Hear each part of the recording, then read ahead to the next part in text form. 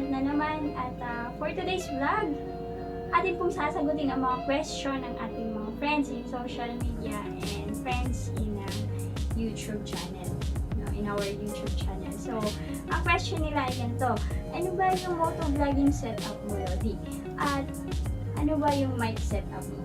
So, ayun yung question nila, at bago natin sasagutin yung kanilang mga tanong, ay i-identify muna natin kung ano yung mga equipments na meron tayo for moto vlogging setup at kung ano yung ginagamit natin na naaayon sa panahon, tulad ng pag umuulan. So, yun. So, let's do this, guys, and watch my video. Tara!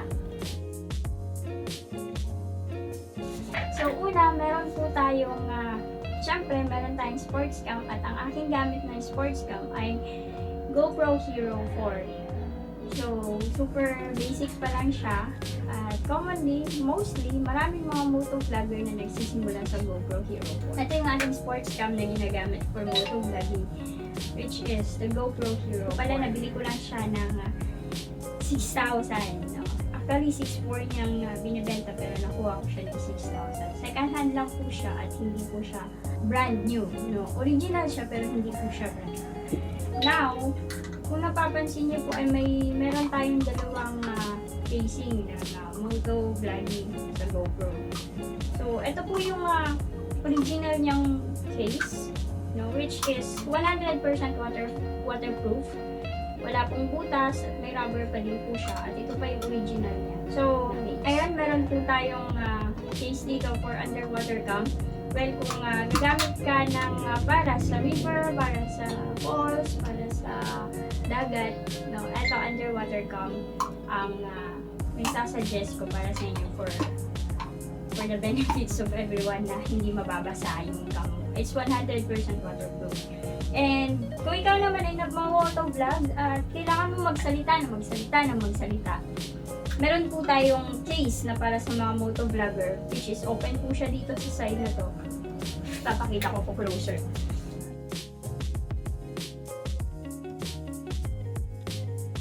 So yun, bakit siya open? Kasi dito po yung kinoconnect yung mic at saka yung micro USB. So pag ilalagay natin, ganito po yung magiging itsura.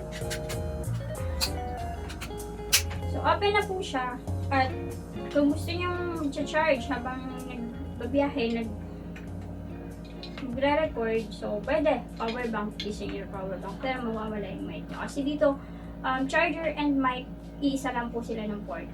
So yan. And yan, ito yung mostly na ginagamit ko. Next is, meron tayong cover sa likod. Meron tayong 3 covers here. Yan. Kung mapapansin nyo, ito, full cover siya. And ito naman, kung mapapansin nyo, plastic lang siya. Ito naman, open siya. Talagang open siya. Talagang ginagamit siya kung gusto nyo talaga ng full pack na audio na papasok. Ito yung gagamitin nyo. And also, kung sanay kayo sa touchscreen at di kayo sanay sa button, ito yung gagamitin nyo. So, yun. Pero, hindi siya advisable use for underwater. Let's proceed. Meron lang mga extra memory cards here. Micro na ginagamit. Hindi ako gumagamit ng malalaking gig o 100 gig. Hindi ko ako gumagamit din kasi one-time video use lang siya, and the next video is corrupted na siya. So, better na magtsaga ka na lang i-16 na gig na memory card at bumili ka ng maraming memory card na 16 gig. Yun, safe pa yung mga video. Yun. I-delay siya, pero sa GoPro din siya ginagamit. If ever na naiwan mo yung mga gadget mo, equipments mo, at ito lang meron ka, pwede siya sa GoPro. So, paano siya gamitin? I-unscrew mo, no? Tapos ipapasok mo dito yung GoPro, and ganyan. So, habang naglalakad ka, nakaganyan siya sa leg. So, yun. Kaya ako bumili kasi wala lang. Kaya ako bumili nito kasi para mas mapagaan. Hindi na ako magdadala ng mga monopads or whatever. In case lang naman. So, ito ay laging nasa yung box ko. Tinanggal ko lang kasi gagawan ko ng content. So, syempre, pag sinabing motovlogging, kailangan nyo ng sports cam and yung case na akma sa iyong motovlogging. And next is, kailangan mo ng helmet strap. Depende sa'yo kung ano yung gusto mong gamitin. Pwede yung helmet strap or pwede yung original na accessories ng GoPro na dinidikit lamang sa helmet. Kasi 3M yun. Mas maganda pa yung dikit nun, no? Yung mga original na equipments o accessories ng GoPro. And guys, take note, pag bumili ka ay ito lang. Wala ito at walang ganito. Kaya nung bumili ako ay nahirapan ako sa paglagay ng aking GoPro noon. Kaya advice ko sa inyo, once na bumili kayo nito, dapat bibili din kayo nito and bibili din kayo nito, syempre. At pinaka-importante sa lahat sa pag-vlog, kailangan mo ng mic. Ito po yung mic na gamit ko. So, nabili ko siya sa Shopee. Shopee again. Shopee baka naman. No? So, mula pa siya sa mainland China. So, USB siya. Yan. USB. Yung original na USB. Original size na USB. And there you go. So, ito.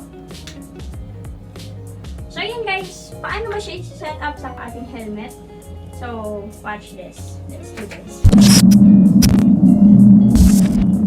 So, unang steps na gagawin natin is open your lens. Next is ilalagay natin itong ating strap. Paano siya ilagay?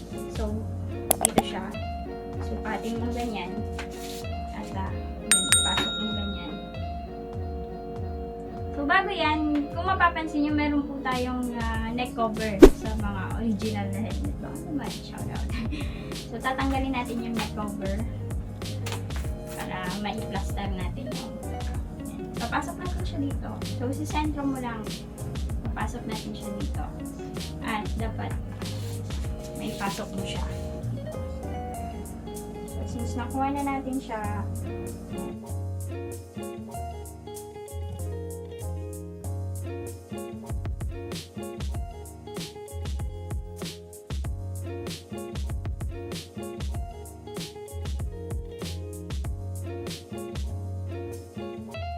hindi mo pa pala siya dapat higpitan kasi ilalagay pa natin yung nose cover.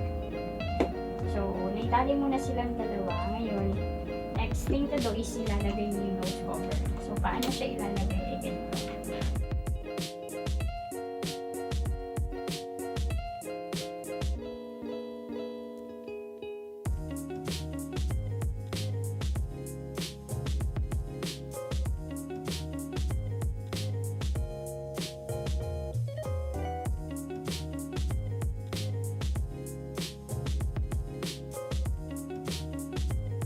So, ayan guys. Medyo malalim na yung abot niya. Ayan. Nakikita niya. Ayan. Nasuksok na siya doon. Next, bago nyo ilalagay yung neck cover, i-set up muna natin yung ating mic. Kung paano ba siya ipapwesto. So, ito yung ating mic. Ayan. So, pinabaan ko na. Since mahaba siya, i-fold natin yung iba at isusuksok natin dito sa gilid.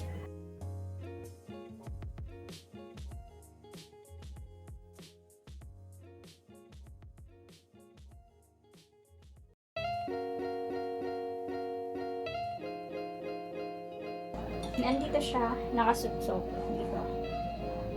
Nakikita niyo. So,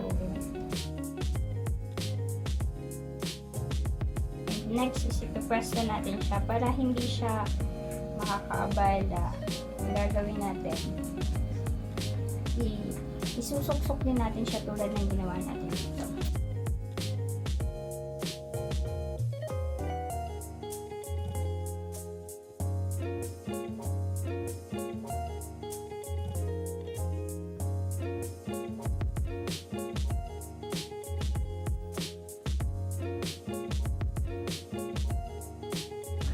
So, papasok natin yung neck cover. Unahin natin sa gitna, guys.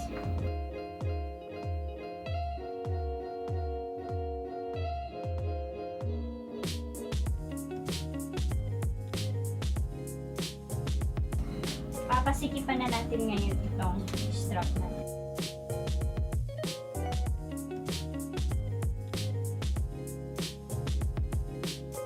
Ayan, so medyo okay na. Ayan, okay na ang ating strap. Masikip na. Pag di ka gumamit ng adapter, magiging ganito labas. So, napakababa ng cam mo at ang makita lang sa cam mo ay yung manubela. So, kailangan natin ng adapter at ilalagay na natin yung adapter. Ang pinakauna natin lagay mo.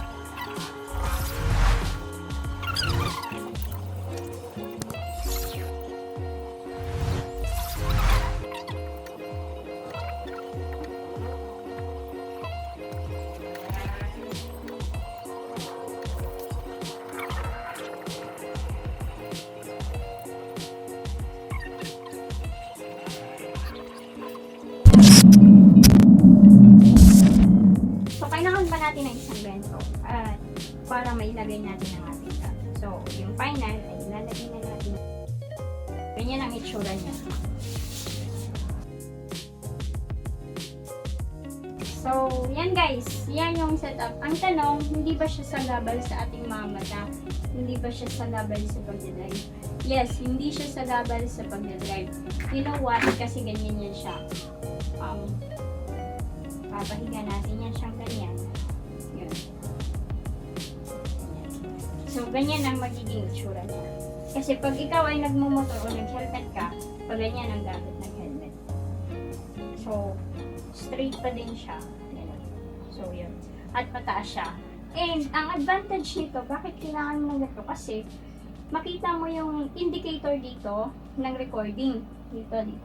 Kasi kung dito ka lang napakababa ng cam mo, hindi mo siya makikita yung indicator. Kung nagre-record ba siya or not, or natigil ba yung recording mo. No, sa side mirror ka talaga titingin kung nag-blink pa ba ang recording mo. So, ito yung ating moto vlogging setup. At yung mic ay nasa loob. Yan. Nasa gilid yung ating mic. Yan, kung titingnan nyo sa loob. Yan, ganyan. Ito na ang ating moto vlogging setup. At, ayan. Ito na po yung gamit nating sports cam for moto vlogging setup. At ito yung mga equipments natin. Kailangan natin ng camera, sports cam strap for helmet, at kailangan natin ng adapter at screw lock. So yun, syempre, kung nagmo-moto vlog ka, kailangan mo talaga ng mic. So yun guys, ito lang kasimple. All in all, nabili ko yung mic na 150 sa Shopee. Wala pang shipping, magdagdag na lang kayo for shipping. And nabili ko yung strap sa Davao for 300. Nabili ko yung adapter for 200. No? So, sama na yung lock. And yun, go lang. Kung mahal niyo yung ginagawa niyo, kung gusto niyo yung pag-moto vlogging, mahalin niyo yung ginagawa niyo. And kung talagang ito yung passion niyo, then invest for your equipments. Dahil pag ito ay nag-invest sa passion mo, syempre magiging maganda yung output ng inyong mga video. So guys, bago natin tatapusin tong video na ito, shoutout muna natin yung ating mga friends. Yan, ipipin natin sa gilid. And shoutout natin yung nag-comment sa ating last video. And yun, thank you everyone for joining in, for tuning in, and for watching my video guys. And salamat sa pagtangkilik, salamat sa mga subscribers natin. And yun, so guys, ride safe and keep safe always. And always pray, and God bless you all. Thank you and bye-bye! In the next video guys!